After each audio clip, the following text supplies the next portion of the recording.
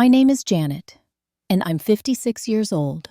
3 weeks ago, I sat in my lawyer's office, listening to words that would change everything I thought I knew about my life.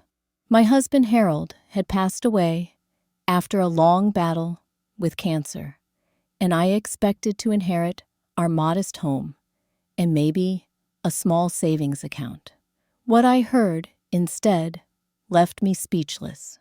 12 rental properties, a shopping plaza, and millions in stocks. Harold had built an empire I never knew existed. As I walked out of that office, I made a decision that probably saved my family's legacy.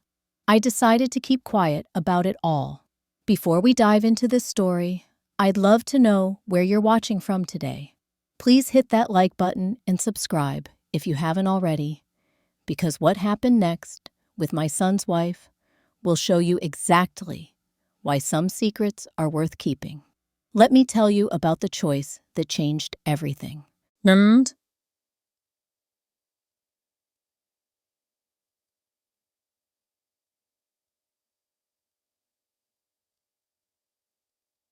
Harold and I met 32 years ago when I was just 24 years old, fresh out of college, and working as a receptionist at a small insurance office. He was a humble plumber who came to fix my kitchen sink and ended up staying for coffee that lasted 3 hours. Back then, he lived in a tiny one-bedroom apartment above Murphy's hardware store on 5th Street and drove a beat-up 1978 Ford pickup truck that barely started on cold mornings. The paint was rusted through in several places, and the radio only picked up AM stations. But Harold treated that truck like it was a luxury vehicle. We fell in love over shared dreams of building something together, starting with absolutely nothing but hope and determination. Our first date was a picnic in Riverside Park, where we shared a bag of peanut butter sandwiches and talked about our goals until the sun went down. Harold told me he wanted to own property someday, maybe fix up old houses and rent them out to families who needed affordable housing. I thought it was a sweet dream, the kind of ambitious plan that young people make before reality sets in. Our early years were tougher than either of us had anticipated. We married in 1991 in a small ceremony at St. Mary's Catholic Church, followed by a reception in the church basement with folding tables and homemade decorations. Our honeymoon was 2 nights at a bed and breakfast 40 miles away, the farthest either of us had traveled from our hometown. We rented a small duplex on Elm Street for $300 a month, splitting utilities with the couple next door. Harold worked constantly during those first years, often pulling double shifts at the plumbing company while taking evening classes in basic business and real estate investment. I remember him sitting at our second-hand kitchen table every night after dinner, surrounded by library books about property management and investment strategies. He'd circle properties in the newspaper classifieds with a red pen, calculating down payments and monthly mortgage payments on the back of utility bill envelopes, while other men his age spent weekends watching football or going fishing. Harold was driving around town, looking at houses, taking notes about their condition, and estimating repair costs. He carried a small notebook everywhere, documenting everything from lumber prices at the hardware store to rental rates in different neighborhoods. I used to tease him about being obsessed, but I admired his dedication to learning everything he could about real estate investment. His first purchase came in 1993, a run-down duplex on Maple Street that cost $8,000. The previous owner was desperate to sell because tenants had trashed the place before moving out. There were holes in the walls, broken windows, and a kitchen floor that had rotted through in 2 places. Most people would have seen a disaster, but Harold saw potential. We used our entire $3,000 wedding fund as a down payment, along with a small loan from Harold's uncle, who believed in his vision. Harold spent every weekend for 4 months renovating that duplex, doing most of the work himself to save money on contractors. I helped by painting walls, cleaning years of grime from windows, and planting a small garden in the front yard.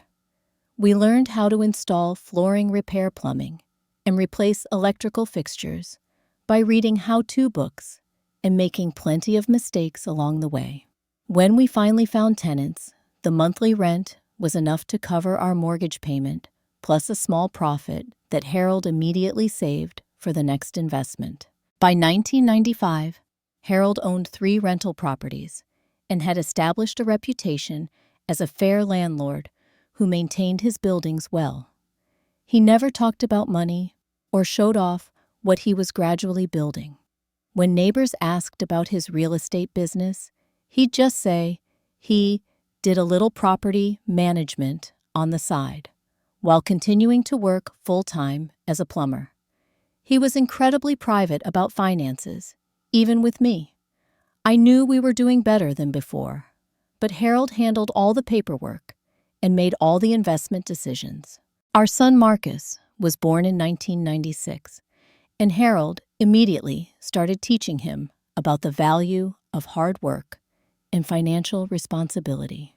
Even as a small child, Marcus spent weekends helping his father with property maintenance, learning to paint walls, fix leaky faucets, and mow rental property lawns before he was old enough to ride a bicycle without training wheels. Harold would explain what they were doing and why, turning every repair job into a lesson about craftsmanship and taking pride in your work. Son, money earned through sweat, and knowledge means more than money inherited through luck, Harold would tell Marcus while they worked together on weekends. Anyone can spend money, but building wealth takes patience, education, and the willingness to work when others are resting. These conversations shaped Marcus's early understanding of money and success. Though I wonder now if those lessons truly took root, or if they were forgotten when easier opportunities presented themselves. Harold's business philosophy was simple but effective. Buy properties below market value, improve them significantly, charge fair rents to good tenants, and treat real estate investment as a long-term commitment rather than a quick profit opportunity. He researched every neighborhood thoroughly before making offers, studying crime statistics, school ratings, and future development plans that might affect property values. His methodical approach meant slower growth but much lower risk than investors who tried to flip houses or speculate on market trends. By the time Marcus graduated high school, Harold owned 7 rental properties, but our lifestyle remained remarkably modest.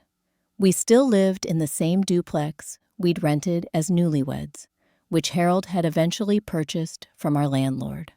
We drove used cars, took vacations to state parks instead of exotic destinations, and shopped for clothes at discount stores. Harold believed that flashy spending was the fastest way to lose wealth, and he preferred investing every available dollar in real estate rather than impressive possessions that would depreciate over time. When Marcus turned 28, he brought home Brittany Walsh, a vibrant 26-year-old woman with bright blue eyes, shoulder-length blonde hair, and an infectious laugh that filled our house with energy. She worked as a dental hygienist at Dr. Morrison's practice downtown and seemed genuinely interested in our family history and traditions.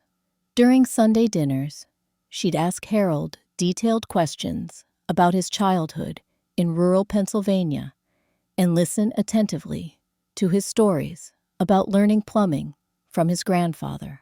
Brittany impressed me immediately with her willingness to help around the house without being asked. She'd arrive early for family gatherings to assist with cooking, stay late to help with cleanup and remember small details about our lives that showed she was paying attention to our conversations. When I mentioned wanting to plant a vegetable garden, she showed up the following weekend with seedlings and gardening tools, spending the entire afternoon helping me prepare the soil and plan the layout. During their courtship, Brittany seemed to understand and appreciate Harold's work ethic and humble lifestyle. She never complained about Marcus spending weekends helping with property maintenance, and she even joined them occasionally, painting interior walls or cleaning up construction debris. I remember thinking how wonderful it was that Marcus had found someone who shared his father's values about hard work and family commitment. Their relationship progressed naturally over 18 months, and Brittany became a regular fixture at our house. She fit seamlessly into our routines, bringing dessert to family dinners and staying to watch old movies with us afterward. Harold enjoyed her company and often said that Marcus had chosen well, that Brittany had the kind of character that would make her a good wife and mother. She seemed to respect Harold's opinions and frequently asked his advice about financial matters like car purchases and apartment hunting. When Marcus proposed to Brittany in our backyard during a 4th of July barbecue, I felt genuinely happy for both of them. The engagement period lasted 8 months, during which Brittany continued demonstrating the caring, family-oriented personality that had won us over initially. She helped plan Harold's 60th birthday party, suggesting a small celebration at our house rather than an expensive restaurant, showing what I thought was appropriate financial sensibility. Their wedding in September 2022 was a modest affair at the same church where Harold and I had married 31 years earlier. Brittany looked beautiful in a simple white dress that cost less than $500, and the reception was held in the church fellowship hall with homemade decorations and a potluck dinner prepared by family and friends. Harold and I were proud that our son had chosen someone who understood the importance of starting marriage with financial responsibility rather than debt from an extravagant celebration. During Harold's final months, when cancer confined him to a hospital bed, we'd set up in our living room. Brittany proved herself to be an exceptional daughter-in-law. She visited 3 times a week, bringing homemade chicken soup and magazines, and spending hours sitting beside Harold's bed, listening to his rambling stories about the early days of his real estate business. She seemed genuinely interested in his experiences and asked thoughtful questions that showed she valued his wisdom and life lessons. Brittany even suggested we take professional family photos during Harold's final weeks, saying she wanted to preserve these precious memories for future generations. She arranged and paid for a photographer to come to our house, helping Harold get dressed in his best shirt and positioning everyone for beautiful portraits that captured his dignity despite his illness. I felt so grateful to have such a devoted daughter-in-law who understood the importance of family legacy and remembering loved ones properly. During those difficult months, I truly believed our family would grow closer after Harold's passing. Brittany seemed like the daughter I'd never had someone who would help me navigate the loneliness of widowhood while maintaining the family connections that Harold valued so highly.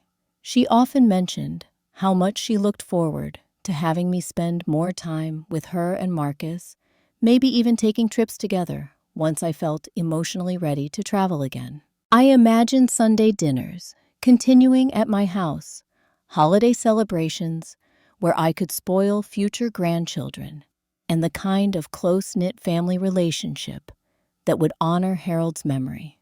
Brittany's apparent love for our family traditions and her respectful attitude toward Harold's values convinced me that she would be a stabilizing influence in all our lives.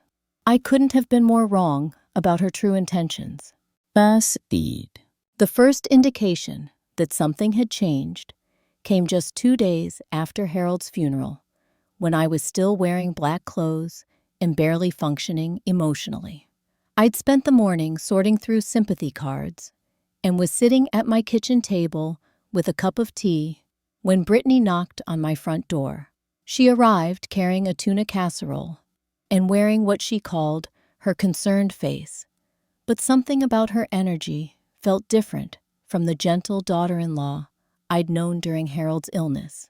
"Janet, honey, I've been thinking about you living in this big house all alone," she said, settling into the chair across from me and stirring her coffee slowly. "Have you given any thought to your financial situation? I mean, do you even know what Harold left you?" Her directness surprised me, especially so soon after the funeral, but I assumed she was simply worried about my practical needs during such an emotional time. As we talked, I noticed Brittany's eyes scanning my kitchen and dining room with unusual attention to detail. She commented on Harold's antique tool collection displayed in the hallway, asking if I knew whether those items had any value. When I mentioned Harold's coin collection, she immediately wanted to see it, suggesting that rare coins might be worth more than I realized and should probably be appraised for insurance purposes. "You know, Janet," Brittany continued, "older people, especially women who haven't handled finances before, can be easy targets for scams. There are people out there who specifically prey on recent widows, convincing them to make bad investments or sign documents they don't understand. I really think you need someone younger and more experienced to help you navigate all of this." Her concern seemed genuine, but the way she emphasized my age and supposed inexperience felt patronizing. At 56, I wasn't exactly elderly, and while Harold had handled our finances, I wasn't completely ignorant about money matters. Still, I was grieving and exhausted, so I didn't challenge her assumptions about my capabilities. Over the next few days, Brittany's visits became more frequent and her questions more specific. She'd arrive unannounced, always with some small offering, like flowers or baked goods, but she'd spend most of her time walking through my house and commenting on furnishings, artwork, and Harold's personal possessions. She'd pick up items and examine them closely, asking about their history and whether I'd considered having them professionally appraised. When I showed her Harold's home office, where he'd kept his business files and investment records, Brittany became visibly excited. She offered to help me organize everything, saying it was probably overwhelming to sort through decades of paperwork while dealing with grief. She suggested we should make a complete inventory of all Harold's assets, so I'd know exactly what I was working with financially. Marcus began echoing his wife's concerns during his daily check-in phone calls, which surprised me because he'd never shown much interest in family finances before. When I told him I could manage my own affairs just fine, he launched into a lecture about how elderly people often become victims of fraud because they're too proud to accept help from family members who want to protect them. The way Marcus said elderly people made me feel like I'd suddenly become incompetent simply by reaching my mid-50s and losing my husband. His tone was patient but condescending, as if he were speaking to a confused child who needed guidance making simple decisions. This was a completely different Marcus from the respectful son I'd raised, and I wondered whether his new attitude reflected his own thoughts or his wife's influence. Brittany started bringing up the idea of me selling our house and moving into a smaller place, maybe even a senior living community where I'd have built-in companionship and wouldn't have to worry about home maintenance. She'd researched several facilities and brought colorful brochures that she spread across my coffee table while explaining how much money I could save by downsizing and simplifying my lifestyle. Her enthusiasm for disrupting my entire living situation made me uncomfortable, especially since I'd never expressed any interest in moving. This house held 32 years of memories with Harold, and I wasn't ready to abandon the life we'd built together. When I explained this to Brittany, she suggested that clinging to the past might prevent me from embracing new opportunities for happiness and social connection. I began noticing how Brittany's behavior during visits had become increasingly invasive. She'd open kitchen cabinets while we talked, claiming she was looking for coffee cups or paper towels, but her eyes would scan the contents as if she were taking inventory. She'd walk through rooms, touching furniture, and asking about pieces' origins, whether they were antiques or had sentimental value that made them irreplaceable. The most unsettling discovery came when I caught Brittany measuring my dining room with a phone app, claiming she was just curious about the square footage because she was thinking about redecorating her own apartment. When I asked why she needed my room's measurements for her decorating project, she laughed nervously and said she was trying to determine whether her furniture would fit better in a larger space. One afternoon, I returned from grocery shopping to find Brittany standing in my backyard, talking animatedly on her phone about the old lady's assets and how the property was probably worth more than I realized. She was facing away from the house and didn't see me approaching through the garden gate, so I heard her entire conversation about my supposed financial ignorance and need for guidance from people who understand these things. When Brittany finally noticed me standing behind her, she quickly ended the call and claimed she'd been talking to her dentist about rescheduling an appointment. Her explanation didn't match what I'd overheard, and her flustered reaction confirmed that she'd been discussing my personal business with someone else. I began to suspect that Brittany's helpful concern masked a much different agenda that had nothing to do with my welfare. 3 weeks after Harold's funeral, Brittany and Marcus arrived at my house with a completely different energy that immediately put me on alert. Gone was the gentle, supportive daughter-in-law who had brought comfort during Harold's final days. Instead, Brittany walked into my living room like she owned the place, carrying a manila folder filled with legal documents and wearing the kind of serious business expression I'd only seen during formal meetings. "Janet, we need to have a serious conversation about your future," Brittany announced, settling into Harold's favorite recliner without asking permission. Marcus positioned himself beside her on the sofa, looking uncomfortable but nodding in agreement with whatever his wife was planning to propose. The formal tone and coordinated presentation immediately put me on guard about their intentions. Brittany opened her folder with dramatic flair and pulled out several official-looking documents that she arranged on my coffee table like a prosecutor presenting evidence. She explained that she and Marcus had spent considerable time researching elder care issues and financial management for recent widows, and they'd reached some disturbing conclusions about my ability to handle Harold's estate without professional guidance.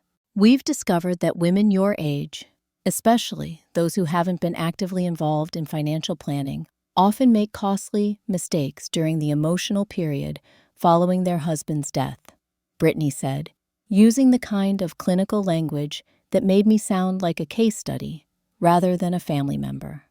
"The statistics are really quite alarming about how quickly inheritance money can be lost through poor decision-making or predatory scams." She cited studies I'd never heard of and quoted statistics that painted widows as helpless victims waiting to be exploited by unscrupulous financial advisors, insurance salesmen, and investment scammers. According to Brittany's research, I was precisely the kind of vulnerable target that criminals looked for recently bereaved, financially inexperienced, and emotionally unstable. Marcus added his support to Brittany's presentation, explaining that they'd consulted with several financial professionals who confirmed that my situation was particularly high risk. He used phrases like cognitive decline and grief-impaired judgment, as if I were already showing signs of dementia rather than simply mourning my husband's death 3 weeks earlier. We've prepared a comprehensive power of attorney document, Brittany continued, sliding the papers across my coffee table toward me. This legal arrangement will allow Marcus to make financial decisions on your behalf, which will protect you from making expensive mistakes during this vulnerable, emotional period. All you need to do is sign here, and we'll handle everything else moving forward. The document was thick and filled with legal terminology that I couldn't fully understand without careful study, but Brittany was clearly expecting me to sign immediately. When I said I needed time to review everything with my own attorney, her expression shifted from patient concern to barely concealed irritation. Janet, honestly, delays will only complicate matters and result in unnecessary legal fees that you can't afford to waste, she said, her voice becoming sharp and impatient. Every day you wait is another opportunity for something to go wrong. We're trying to protect you here, and your resistance is just making everything more difficult for everyone. Marcus jumped in to support his wife's urgency, explaining that they'd already spoken to financial advisors who emphasized the importance of acting quickly to secure my assets before I inadvertently damage my own financial security. He made it sound like consulting my own lawyer was not only unnecessary, but actually irresponsible, like refusing medical treatment during an emergency. Mom, you have to understand that this isn't about taking control away from you, Marcus said, using the kind of patient tone usually reserved for explaining things to confused children. This is about making sure you're protected while you're grieving and not thinking clearly. Dad would want us to look out for you, and that means making some hard decisions that you might not like right now. The manipulation was becoming obvious as they tag-teamed me with emotional appeals and thinly veiled threats about my mental competency. Brittany suggested that if I wasn't willing to cooperate voluntarily, they might have to pursue legal guardianship through the court system, which would be much more expensive and emotionally traumatic for everyone involved. Judges see cases like yours every day, Brittany warned, adjusting her tone to sound sympathetic while delivering what amounted to a threat. When adult children can demonstrate that their elderly parent is making poor financial decisions, the courts almost always side with the family. It's much better for everyone if we can handle this privately as a family matter, rather than involving lawyers and judges who don't know or care about our relationships. The breaking point in this awful meeting came when I discovered that Brittany had already contacted a real estate agent about evaluating my house without my knowledge or permission.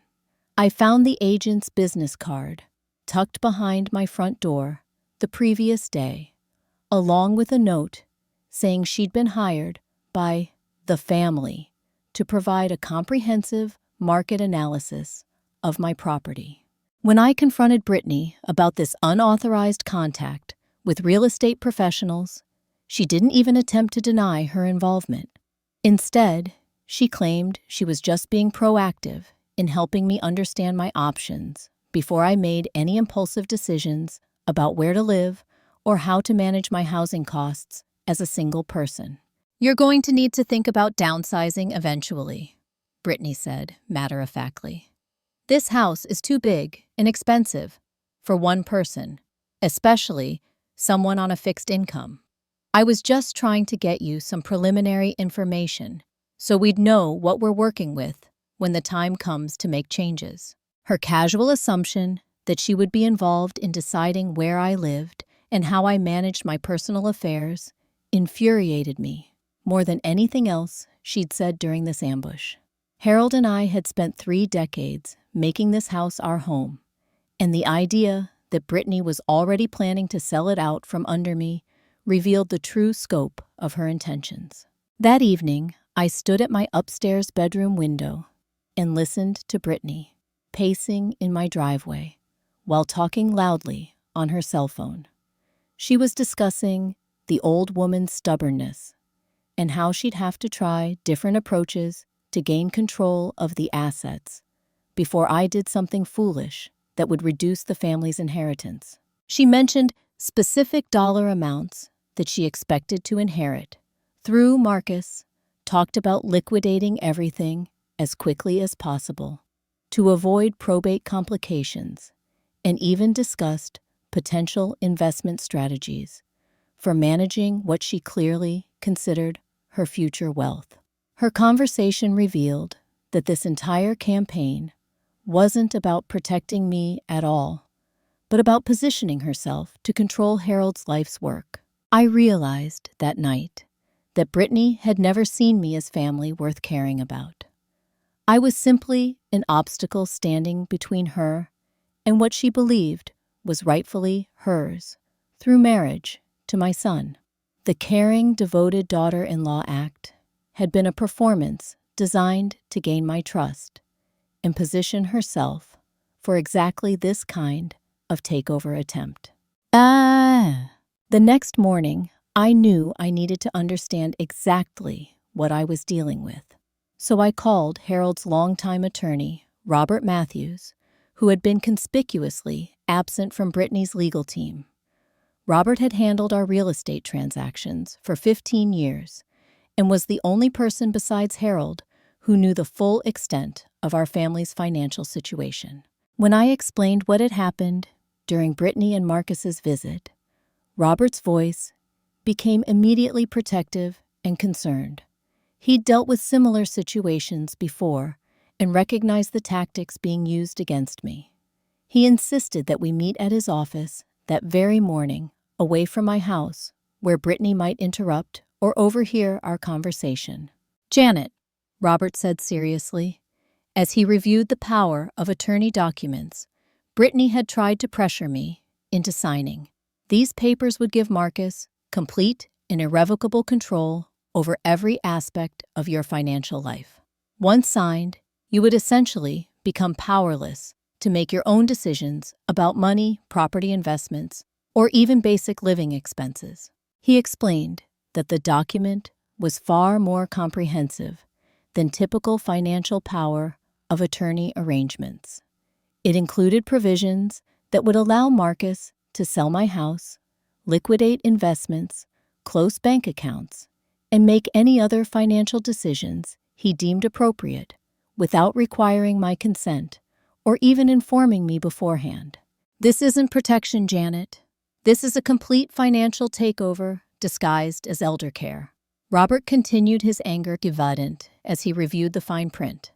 "I'm very glad you called me before signing anything, because once this document was notarized, reversing, it would have required proving mental incompetence or legal fraud, which is extremely difficult and expensive." I asked Robert to prepare a completely different kind of legal response, a revision of my will that would remove Marcus from any inheritance while establishing a charitable foundation in Harold's name. I wanted Brittany to understand exactly what her greed was going to cost her, but I needed to do it in a way that would expose her true nature to everyone who witnessed the confrontation. "Are you sure about this course of action?" Robert asked, though he was already reaching for the appropriate legal forms. "Once we create this foundation and change your beneficiaries, there won't be any way to undo the emotional damage to your relationship with Marcus. This is a decision that will affect your family permanently." I assured Robert that my decision was final. Harold had spent 40 years building our wealth through honest work and careful planning, and I wouldn't allow it to be stolen by someone who saw dollar signs instead of family legacy. If Marcus was willing to betray his own mother for money he'd never earned, then he didn't deserve to inherit the fruits of his father's labor. We spent 3 hours that morning creating the Harold Patterson Foundation for financial literacy education, complete with a detailed mission statement, board of trustees, and operational guidelines that would ensure Harold's values dimmed on through practical education rather than unearned inheritance. The next morning, I called Marcus and Brittany to tell them I was ready to sign the power of attorney documents they'd prepared. I suggested they bring witnesses to ensure everything was handled properly and legally, since I wanted to make sure there could be no questions later about the validity of any agreements we reached. Brittany's excitement was obvious and immediate through the phone. She said she'd invite her sister, Melissa, and brother-in-law Tom to witness the signing ceremony, plus David Richards, the attorney she'd brought to intimidate me, to handle the notarization and ensure everything met legal requirements. "I'm so proud of you for making this mature decision," Brittany gushed, her voice dripping with false sweetness. "This is going to be so much better for everyone involved. You'll have peace of mind knowing that everything is being handled properly, and Marcus and I can make sure Harold's hard work doesn't go to waste through any unfortunate mistakes." When they arrived this next afternoon, Brittany had transformed the occasion into a celebration. She brought a bottle of champagne, a congratulatory card welcoming me to what she called the family financial team, and even a small cake decorated with frosting flowers. Her sister carried a digital camera to document what Brittany described as this important milestone in our family's journey toward financial security. I played my part perfectly, appearing nervous but resigned to their supposedly superior judgment about my capabilities. I offered coffee and cookies, made small talk about the weather, and generally behaved like someone who had been convinced to do something against her better judgment, but was trying to be gracious about it. "Before we sign anything official," I announced after everyone had settled in my living room, "I think it's important that everyone understands exactly what we're talking about here. I'm concerned there might be some confusion about what Harold actually left me, and I want to make sure we're all working with accurate information." I pulled out the folder Robert had prepared containing Harold's complete estate inventory, with professional appraisals and current market valuations for every asset. The official letterhead and detailed documentation gave the papers an authority that immediately commanded attention from everyone present. "Let me start with the rental properties," I said, opening to the first section and reading each address slowly, while watching Brittany's confident expression begin to change. Harold owned 12 houses spread across Johnson County, Madison County, and Franklin County. The properties range in value from $250,000 to $400,000 each. The room became absolutely silent as I continued reading property descriptions, purchase dates, current rental income, and professional appraisal values. Brittany's sister lowered her camera as the numbers mounted, and even David Richards seemed surprised by the scope of what was being revealed. The total current market value of the rental property portfolio is $4.2 million. I announced, enjoying the shocked expressions around my living room. All properties are fully rented with long-term leases, generating approximately $18,000 in monthly rental income after expenses. Marcus had gone completely pale and was staring at me as if I'd suddenly started speaking a foreign language. Brittany, meanwhile, had begun calculating frantically on her phone, her eyes growing wider with each number she processed. "Then there's the commercial property." I continued, turning to the next section of Harold's portfolio, The Maple Street Shopping Plaza consists of 6 retail units totaling 12,000 square feet of commercial space. It's fully leased to established businesses with multi-year agreements that include annual rent escalations. I read the names of the businesses: a family restaurant that had operated there for 8 years, a dental office, a children's clothing store, an accounting firm, a hair salon, and a small legal office. The monthly rental income from commercial tenants alone exceeded what most families earned in annual salaries. The shopping plaza was independently appraised 6 months ago at $1.8 million. I said, watching Brittany grip Marcus's arm so tightly that her knuckles turned white. With rental escalations and property appreciation, Harold's commercial investment generates approximately $32,000 monthly in passive income. Finally, I opened the investment portfolio summary that Robert had updated with current market values. Harold invested in blue-chip dividend stocks for 40 years, reinvesting dividends and adding to positions whenever he had surplus cash from the rental properties. His investment philosophy focused on companies with long histories of consistent dividend payments and steady growth.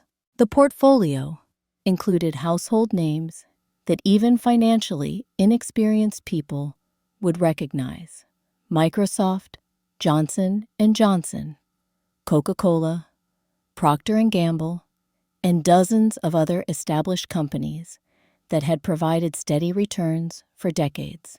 Harold's patient, conservative approach had built substantial wealth through compound growth and reinvested dividends. The current value of Harold's stock portfolio is $2.8 million. I announced, closing the folder with a satisfying snap. Combined with the real estate holdings, we're looking at total assets of approximately $8.9 million, not including our house vehicles and personal property. The explosion of activity that followed was both predictable and revealing.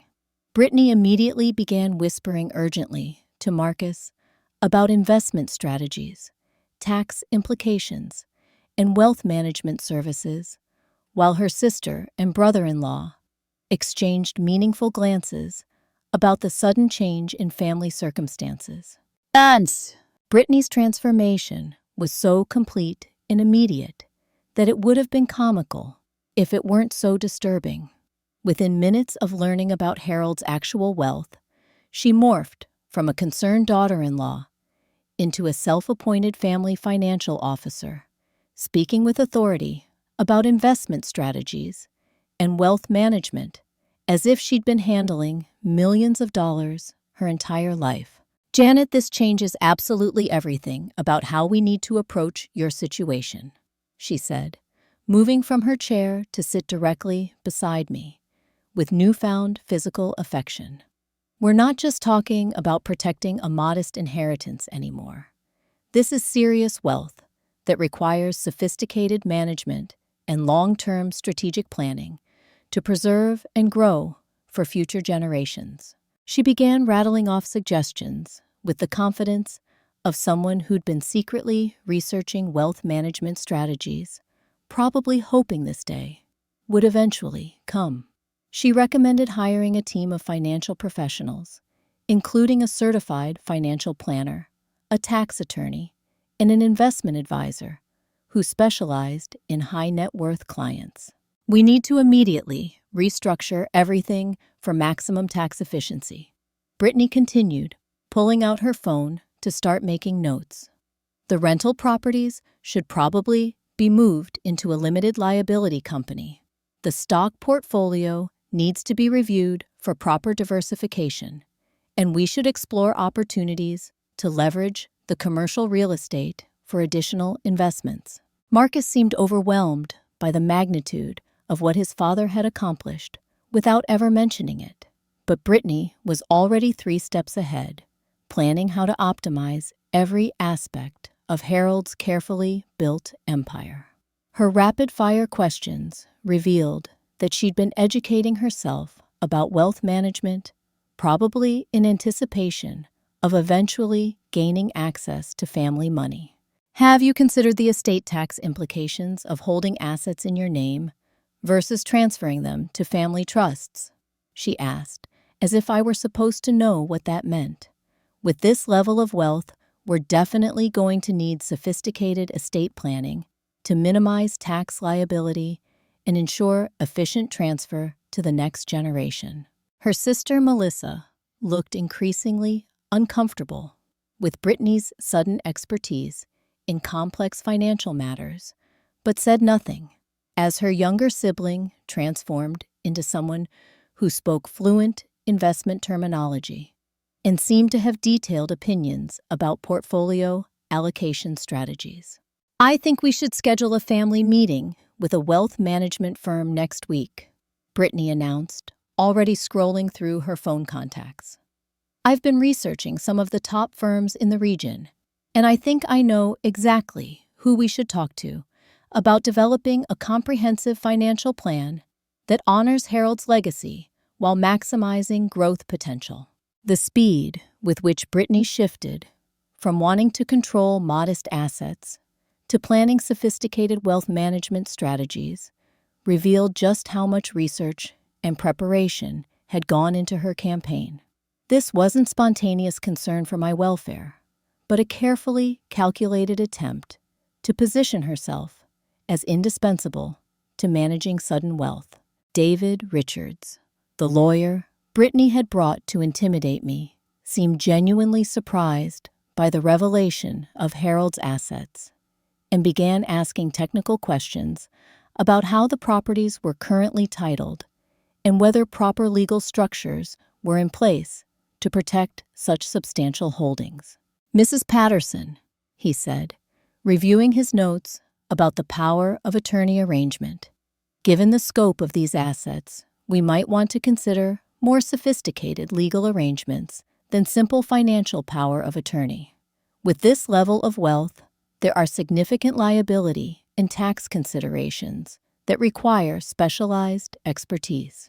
I let Brittany continue her enthusiastic planning session for several more minutes, listening to her detailed proposals for restructuring Harold's life's work according to modern wealth management principles. She discussed everything from asset protection strategies to charitable giving plans, speaking as if she were already a full partner in managing family investments. Her excitement was infectious enough that even Marcus began asking questions about property management and investment performance, apparently trying to understand how his father had built such wealth without anyone in the family knowing about it. For a brief moment, I almost felt sorry for him as he struggled to process the magnitude of Harold's accomplishment. I'm so grateful that we're finally able to have this conversation, Brittany said, reaching over to squeeze my hand with what appeared to be genuine emotion. Harold was obviously an incredibly smart businessman, and it would be tragic if his legacy were diminished through poor management or lack of proper planning. This foundation gives us such an amazing opportunity to build something truly special for future generations. Her mention of future generations was clearly a reference to the children she and Marcus planned to have, who would presumably benefit from Harold's wealth if it were properly preserved and grown through professional management. The presumption that she was already a permanent part of this family's financial future revealed how completely she'd inserted herself into plans for money she'd never helped to earn. I watched Brittany's performance for exactly 10 minutes before reaching for the second folder that Robert had prepared. Her enthusiasm for managing Harold's wealth had given me everything I needed to proceed with confidence about my decision. I'm absolutely delighted that you're so excited about Harold's legacy, I said, opening the new folder slowly while maintaining perfect eye contact with Brittany. because I have one more document to share that I think you're really going to want to see. Since Harold worked so incredibly hard to build this wealth, I want to make absolutely sure it's handled exactly the way he would have wanted. The anticipation in the room was palpable as everyone leaned forward to see what additional surprises Harold's estate might contain. Brittany was practically vibrating with excitement, probably expecting some additional asset or investment opportunity that would make the inheritance even more valuable. Instead, I pulled out my revised will, freshly signed and notarized by Robert that very morning. The document was official, legal, and completely final, in ways that would become clear within the next few minutes. After spending considerable time thinking about Harold's values and what he truly believed about wealth and family, I began reading directly from the legal document. I have decided that the best way to honor his memory and preserve his legacy is to establish the Harold Patterson Foundation for Financial Literacy Education. The silence that followed was so complete that I could hear the kitchen clock ticking from the next room. Brittany's excited expression began to change as she processed the word foundation and what it might mean for her plans to manage family wealth. The foundation's mission will be to teach young families the same principles Harold used to build our wealth: the importance of education, hard work, careful planning, and earning success rather than inheriting it. I continued enjoying the growing look of horror on Brittany's face as she began to understand where this was heading. Therefore, I am bequeathing my entire estate, including all real estate holdings, investment portfolios, and business interests, to the Harold Patterson Foundation. The foundation will be administered by a board of trustees consisting of Robert Matthews, Harold's longtime attorney, Dr. Sarah Chen from the Community College Business Department, and Father Michael O'Brien from St. Mary's Catholic Church. The room erupted into chaos as Brittany grabbed Marcus's arm and began whispering frantically about whether this was legal, whether I could really give away family money to strangers, and whether there was any way to challenge what I just announced. The foundation will begin operations immediately upon my death, I read, raising my voice to be heard over Brittany's increasingly loud protests. Its primary activities will include free financial literacy workshops for low-income families, small business development seminars, and educational scholarships for students pursuing degrees in business finance or related fields. Marcus found his voice, first stammering questions about whether this decision was really necessary and whether we couldn't just set aside a portion of the estate for charity while keeping the majority in the family where Harold had obviously intended it to go. The decision is final and legally binding, I said firmly, closing the document and setting it beside Harold's estate inventory. Harold spent 40 years building this wealth through honest work, careful planning, and tremendous personal sacrifice. He believed deeply that money should be earned through education and effort, not inherited through accident of birth or marriage. Furthermore, I continued opening to the Foundation's detailed mission statement. Harold often said that giving people money they hadn't earned would rob them of the satisfaction that comes from building something through their own efforts. This foundation will ensure that hundreds of families learn those same values instead of just making one family instantly wealthy without any effort or understanding. Brittany's careful facade finally cracked completely as she began raising her voice about unfairness, manipulation, and how I was stealing from my own family.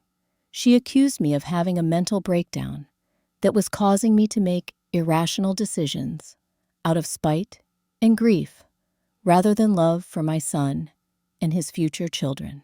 "You can't do this," she shouted, turning to David Richards with desperation. "Tell her she can't give away her family's inheritance to complete strangers." This is exactly the kind of poor judgment we were trying to prevent.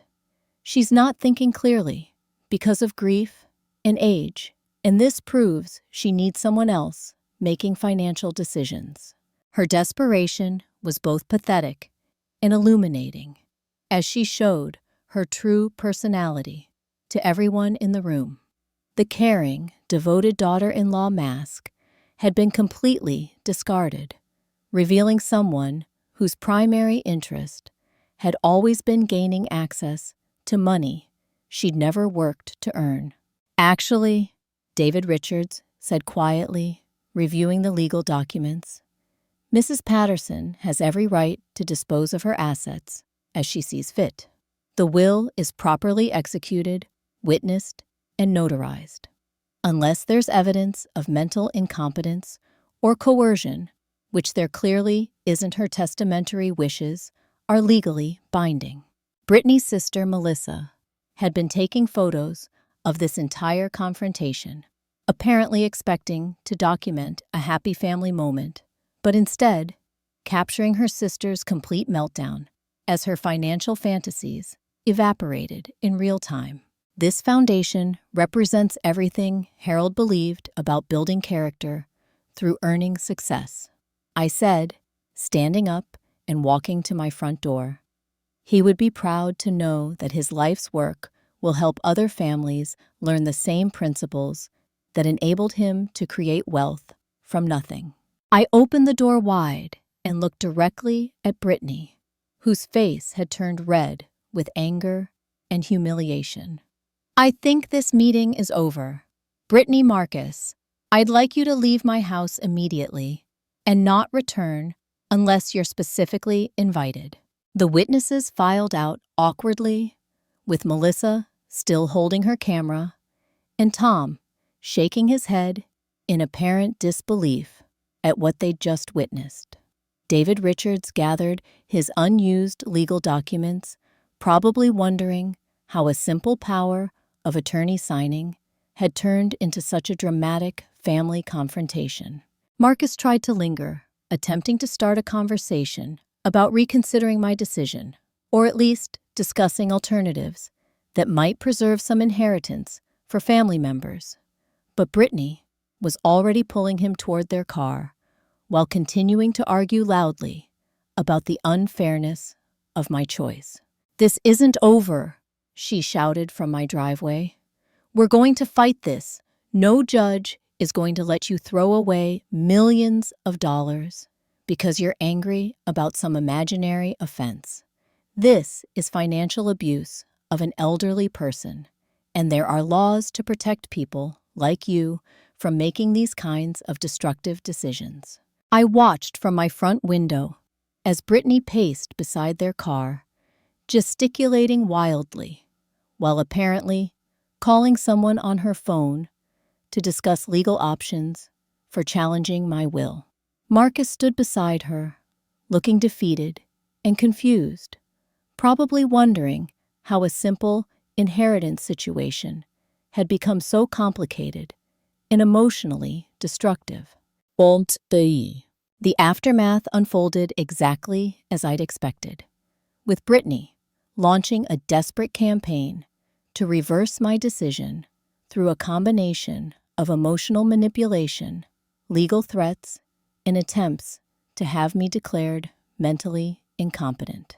She spent the first 3 days after our confrontation calling me hourly, alternating between tearful apologies and angry demands that I reconsider what she called my vindictive scheme to punish innocent family members. "Janet, I know you're hurt and angry, but this isn't the way to handle family disagreements," she sobbed during one particularly dramatic phone call. "I was only trying to help you, and if I came across as pushy or controlling, I sincerely apologize. We can work through our differences without destroying Harold's legacy and stealing from your own grandchildren. Her mention of future grandchildren was a calculated attempt to make me feel guilty about denying inheritance to people who didn't even exist yet. When emotional appeals failed to change my mind, Brittany shifted to threats about legal action and court challenges that would expose my supposedly impaired mental state to public scrutiny.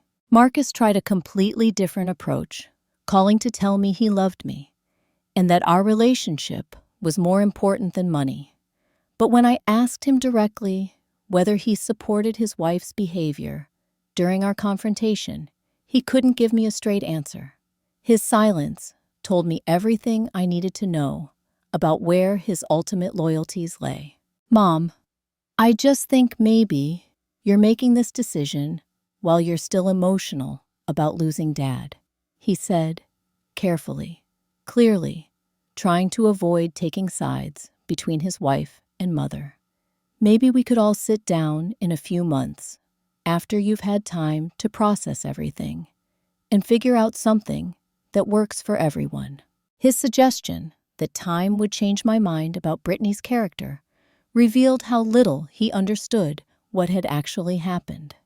This wasn't an emotional reaction to grief, but a rational response to discovering my son's true priorities when forced to choose between easy money and family loyalty.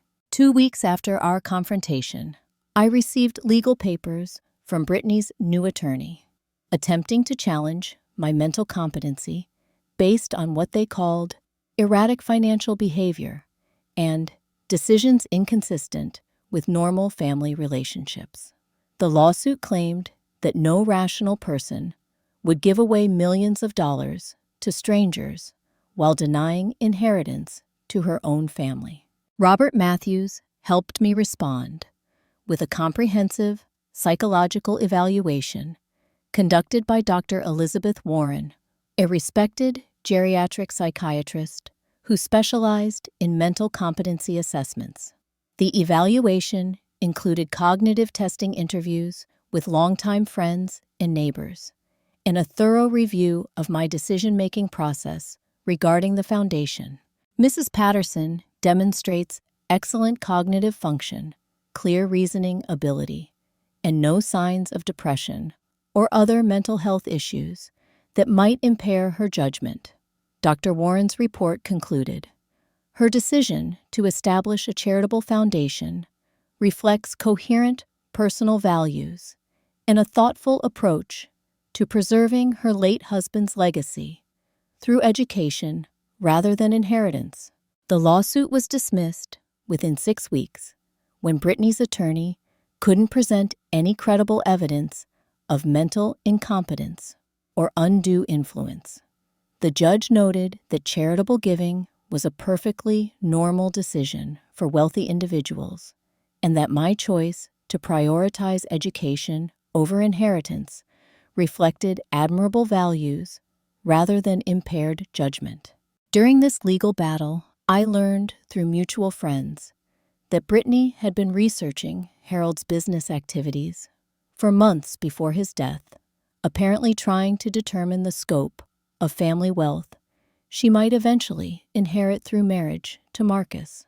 Her surprise at discovering the foundation was partly theatrical, since she'd obviously suspected there was more money than Harold's modest lifestyle suggested. 6 months after Harold's death, I began the most meaningful phase of my life as the founding director of the Harold Patterson Foundation. We used rental income from Harold's properties and dividend payments from his investments to fund our first financial literacy program, offered free at the community center, where Harold and I had attended marriage enrichment classes during our early years together. Our inaugural workshop series attracted 23 participants, young couples struggling with student loan debt, single parents trying to budget on limited incomes, older adults who had never learned to manage investments, and recent immigrants who needed guidance navigating American financial systems. Watching them discover the same principles Harold had used to build our wealth gave me a profound sense of purpose I hadn't felt since his death. The foundation's first success story was Maria Santos, a single mother of two, who attended our budgeting workshop and learned to track expenses, eliminate unnecessary spending, and start a small emergency fund. Within 8 months, she'd saved enough money to enroll in community college nursing classes, setting herself on a path toward financial independence through education and career development. I heard through our shared church that Brittany had left Marcus within 2 months of learning about my revised will. Apparently, a husband without prospects for sudden wealth wasn't as appealing as one who came with an $8 million inheritance. Her abandonment of Marcus, once the money disappeared, confirmed everything I'd suspected about her true motivations for joining our family. Marcus made several attempts to reconnect with me over the following year, but I maintained polite distance while he processed the reality of his choices and their consequences. He'd made his decision when it mattered most, choosing his wife's financial ambitions over his mother's dignity. And while I could forgive him, I couldn't pretend it hadn't happened. During one of our brief conversations, Marcus admitted that Brittany had been pressuring him for months to find out more about family finances, claiming she was concerned about our retirement security, but obviously motivated by her own desires for eventual inheritance.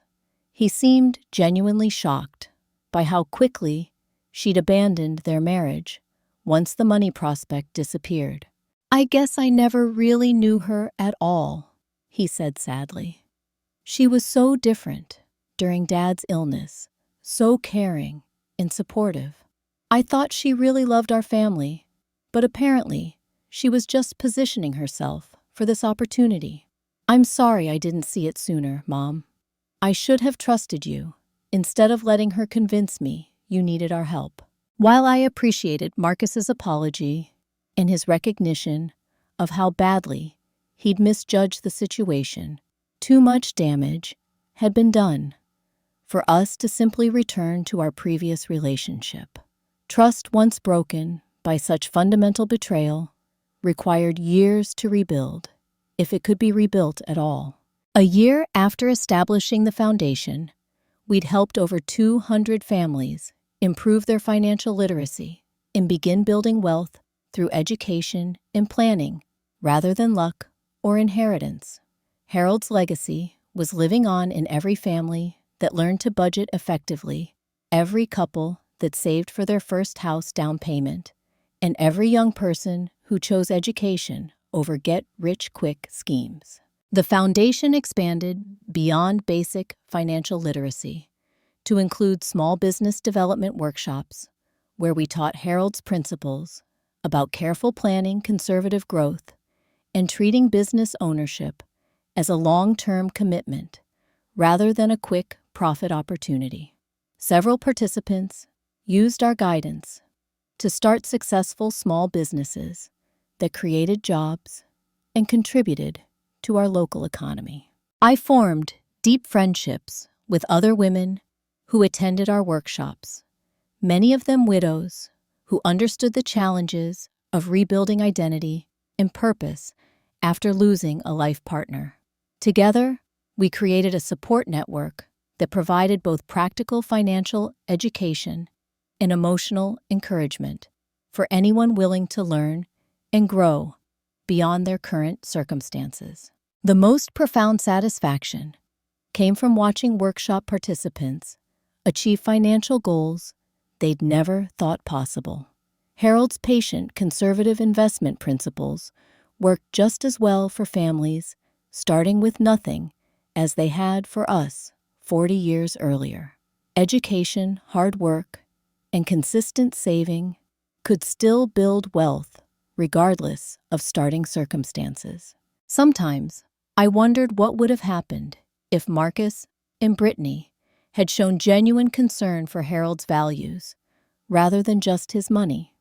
Would they have been capable of continuing his legacy through direct inheritance, or would sudden wealth have corrupted them just as quickly as the prospect of sudden wealth had revealed their true characters? The foundation provided a clear answer to that question.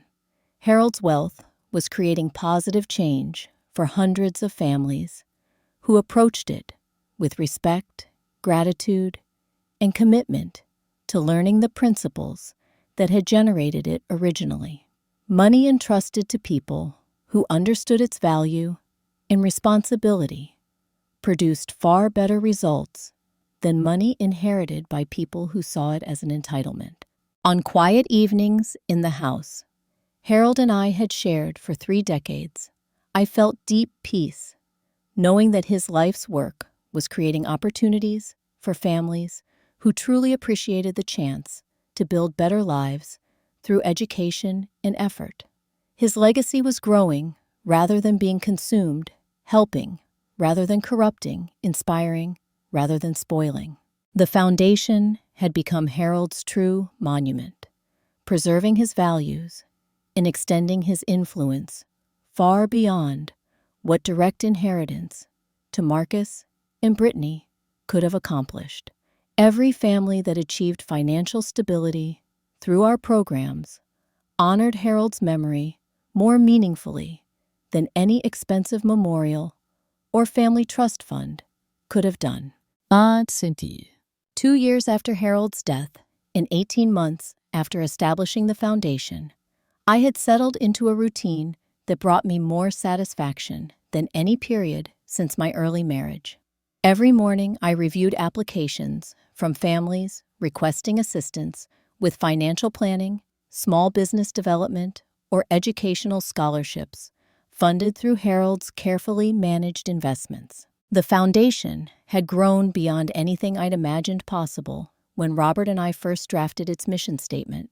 We'd helped establish 3 new programs: a micro-lending initiative for aspiring entrepreneurs, a financial literacy curriculum for high school students, and a home ownership preparation workshop that had helped 67 families qualify for mortgages they couldn't have obtained without our guidance. Our success attracted attention from other charitable organizations and civic groups who wanted to replicate Harold's model in their own communities.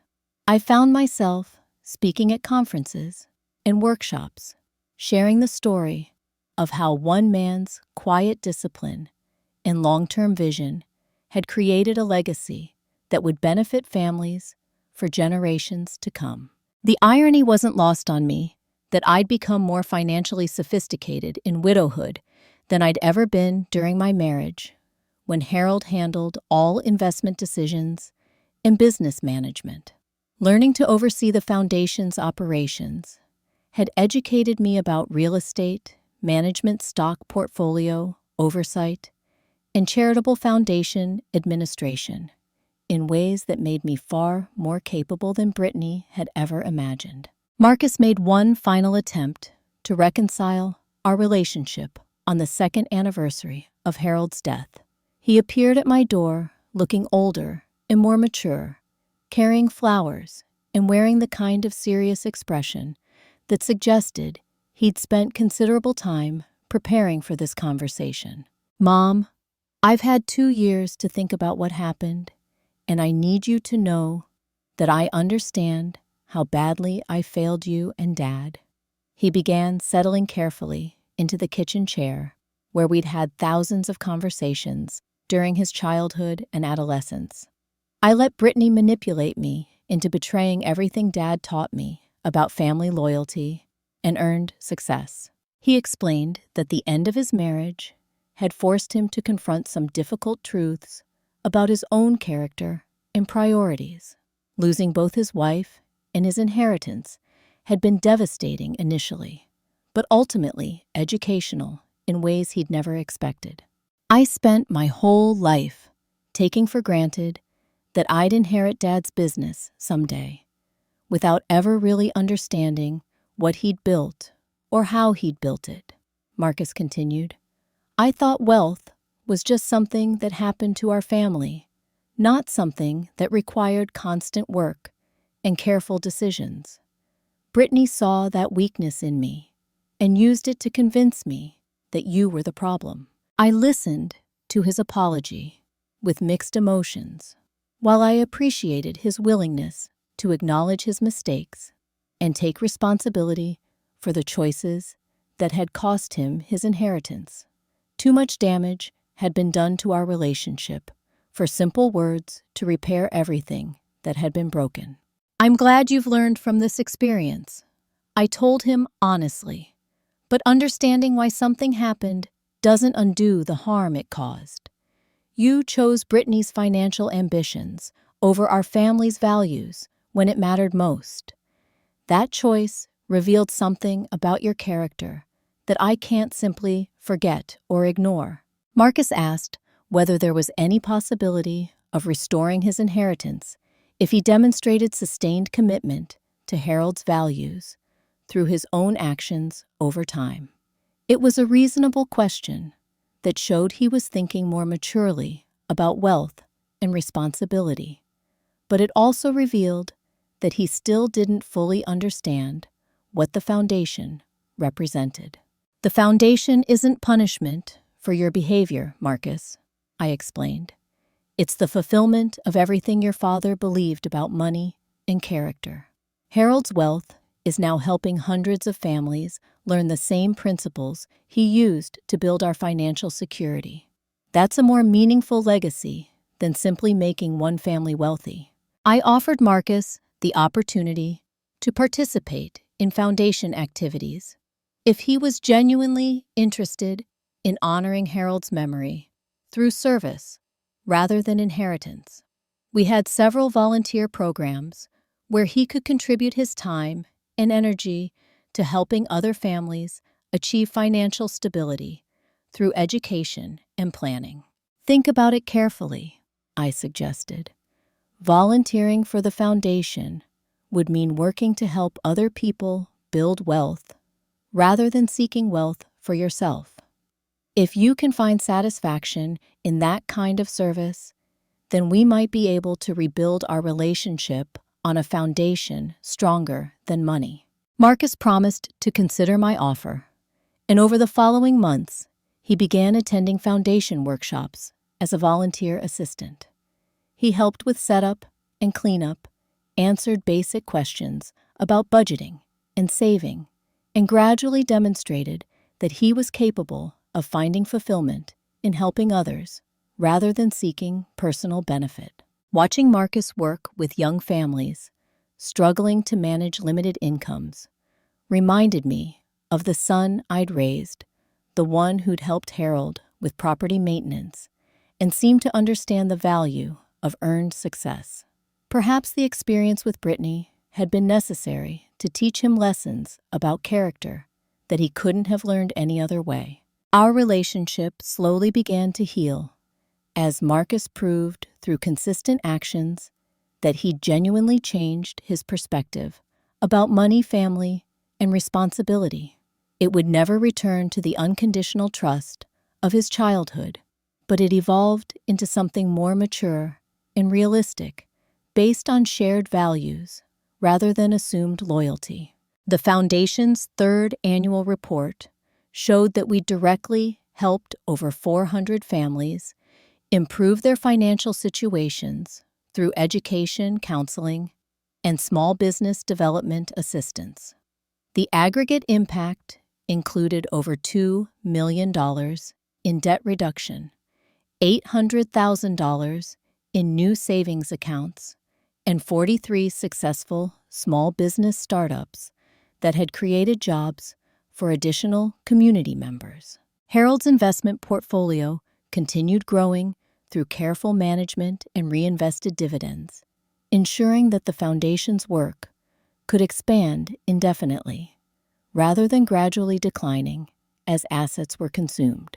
His conservative investment strategy was proving just as effective for charitable work as it had been for personal wealth building. I established relationships with professors at the local university's business school who used Harold's story as a case study in their entrepreneurship and personal finance classes.